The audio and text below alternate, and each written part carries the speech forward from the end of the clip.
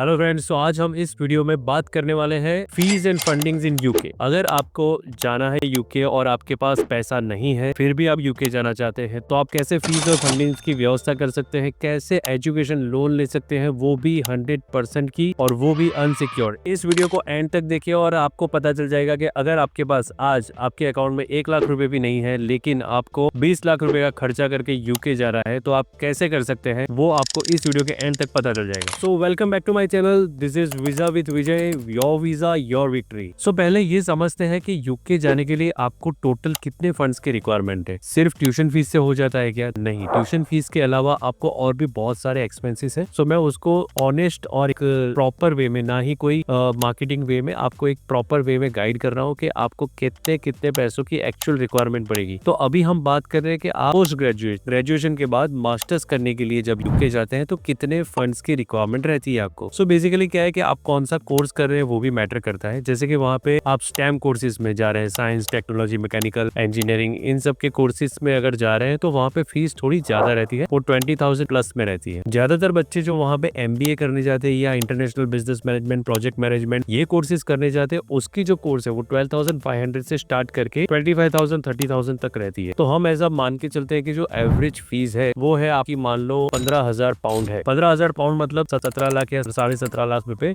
होंगे। तो उसमें क्या है, ज्यादातर यूनिवर्सिटीज में 50% आपको यहाँ से पे करके जाना होता है। मान लो कि आपकी फीस 18 लाख है तो आपने 9 लाख रुपए पे कर दिए, तो 9 लाख रुपए बाकी रहे। वो 9 लाख के अलावा आपको जो लिविंग कॉस्ट है, लिविंग कॉस्ट मतलब जैसे आप लंदन में रह रहे हो या लंदन के बाहर रह रहे हो, तो अगर आप लंदन में रह रहे हो तो आपकी जो लिविंग कॉस्ट है उसमें आता है accommodation, food, transportation and other expenses. So studying outside London, अगर आप आउटसाइड लंदन में, लंदन के बाहर की कोई यूनिवर्सिटी है तो उसमें आपको चाहिए 1171 पाउंड पर मंथ, जो जिसका टोटल होता है 9 महीने का 10,539। यूकेवीआई के रूल के हिसाब से आपको 9 महीने के लिविंग कॉस्ट आपको दिखाने हैं, उसके प्रूफ दिखाने हैं। अगर आप लंदन के अंदर स्टडी कर रहे हैं, आपकी यूनिवर्सिटी लंदन के अंदर है, तब आपको 1529 per month, that means 13,761, 13,761, 13,761 pound 9 months का टोटल, वो आपको शो करना है। तो आपको ये फंड्स कैसे शो करना है, तो इसमें 3 तरीके हैं। एक, आपके पास या आपके स्पॉन्सर जो कि आपके मदर या फादर है, उनके पास ये फंड्स पहले से पड़े हुए हैं, जो 28 डेज ओल्ड होने चाहिए, मिनिमम 28 डेज ओल्ड, जो कि FD के फॉर्म में चलेंगे और आपके लिक्विड जो अकाउंट है उसके अंदर लिक्विड फॉर्म में चलेंगे। म्यूचुअल फंड्स,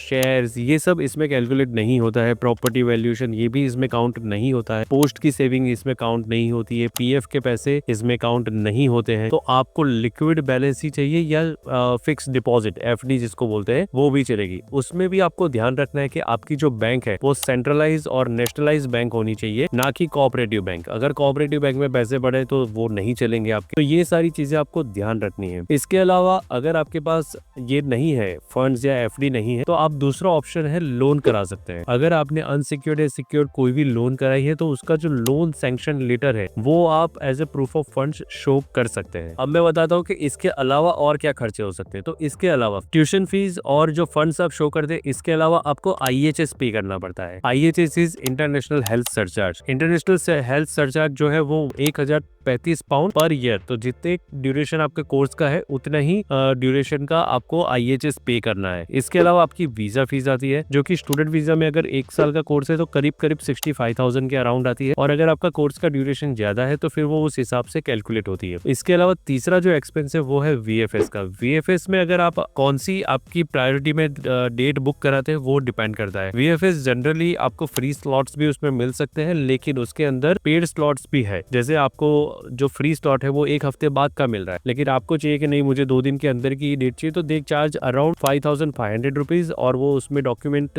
स्कैनिंग का असेसमेंट भी देते हैं। इसके बाद आपको जो दूसरा एक खर्चा है वो आपकी वीजा प्रायोरिटी में आप रखना चाहते हैं या नहीं रखना चाहते हैं। तो अगर आप स्टैंडर्ड टाइमिंग्स में वीजा लेते हैं तो उसका एक्स्ट्रा कोई कॉस्ट नहीं है, लेकिन अगर आप प्रायोरिटी वीजा में रखते हैं तो उसका प्रायोरिटी वीजा का इंडियन रुपीज में 65,000 रुपीज के अराउंड का एक्सपेंस है।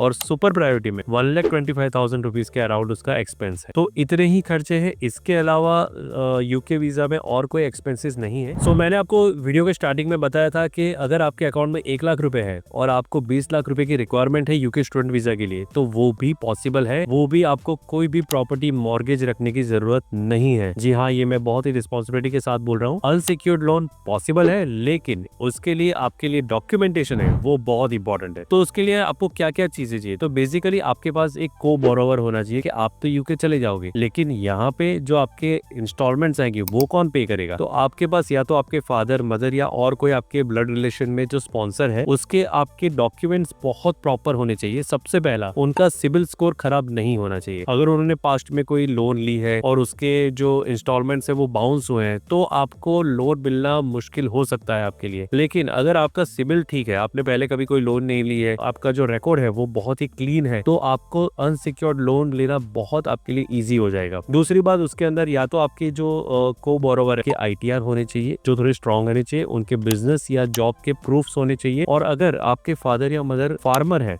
तो भी ये लोन पॉसिबल है। फार्मर्स के लिए भी अनसिक्योर्ड लोन पॉसिबल है। उनको इनकम प्रूफ, जिसको गुजराती में हम बोलते हैं आवक का दाखला, वो आपको लेके आना है सरपंच के पास से या तलाटी के पास से, गांव में से लेके आना है। उसके बेसिस पे भी अनसिक्योर्ड एजुकेशन लोन हो सकती है। अगर आप अपनी लोन की एलिजिबिलिटी चेक कराना चाहते हैं, अगर आप भी अनसिक्योर्ड लोन लेना चाहते हैं, तो आप अभी इस वीडियो के कमेंट में लिखिए लोन, और हमारी टीम आपको कॉल करेगी या आपको पूरा एक्सप्लेनेशन देगी कैसे आप अनसिक्योर्ड लोन ले सकते हैं। आप हमारे हेल्पलाइन नंबर पे डायरेक्टली कॉल भी कर सकते हैं, तो वो भी आपको गाइड करेंगे कि हम आपको लोन में कैसे हेल्प कर सकते हैं, कैसे आप अनसिक्योर्ड लोन के लिए एलिजिबल हो सकते हैं। So thank you for watching this video. आप इस वीडियो को ज्यादा से ज्यादा अपने दोस्तों के साथ शेयर करिए, तो उनको कोई कंफ्यूजन ना हो फीस और फंडिंग को लेके। अगर आपको भी कोई प्रॉपर गाइडेंस चाहिए, फीस और फंडिंग में कोई कंफ्यूजन है, आपको कोई भी बैंक बैलेंस शो करने में, फॉरेक्स में ट्यूशन फीस पे करने में, आपको एजुकेशन लोन लेने में, ये कोई भी बारे में आपको जानकारी चाहिए, तो डेफिनेटली आप हमारे फ्री हेल्पलाइन नंबर पे कॉल कर सकते हैं। उसका कोई चार्ज नहीं है, फ्री में कॉल करिए, जानकारी पाइए, सच्ची जानकारी पाइए। Thank you for watching visa with Vijay, your visa your victory.